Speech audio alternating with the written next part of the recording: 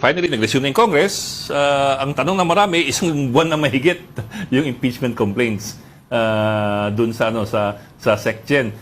Kayo ba ito ba itutuloy ng Kongreso po o i-shell ba? Kasi may usap-usapan na baka daw pagkatapos na ng eleksyon saka gumalaw ang impeachment complaints.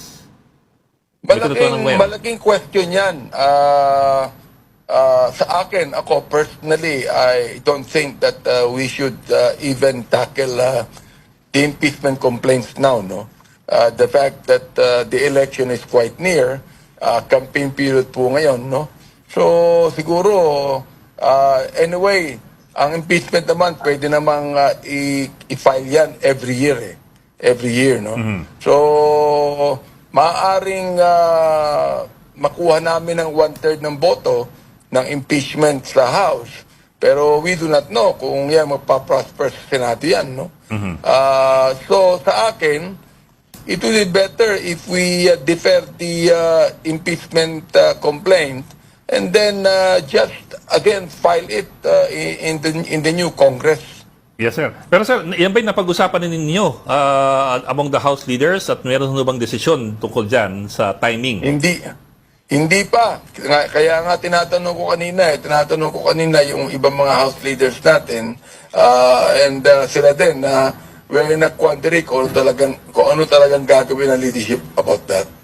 Pero ano po yung sense nyo? If you talk to the House leaders, ano po yung sense ninyo? Pareho pa, do they agree with you na yung susunod na Kongreso na lang ang mag-tackle ng impeachment ng Vice President? I think so. Nakikita ko naman na yung ba sinasabi ko sa kanila, they're more amenable to that than actually discussing the impeachment complaints now. Pero kung sakaling hindi mag-prosper yung impeachment, maghihintay pa ng 1 year, di ba? Bago magkaroon ng uli ng mga file, no? May 1-year ban. No? Yes. Oh, yes. In fact, 2026 pa yun. Baka kung hindi pa naman to binibigay sa Committee on Justice Yes. pag binigay na yan sa Committee on Justice may 1 year. Nakaandar. Ano na yan. Kaya palagay ko hindi na rin pag-uusapan yan Okay. I suppose that's anyway, sir, so tama intindi namin, no?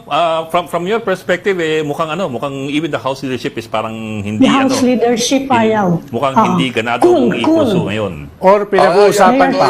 Or pinag-uusapan pa. They're quite cold about the impeachment complaints. Yes.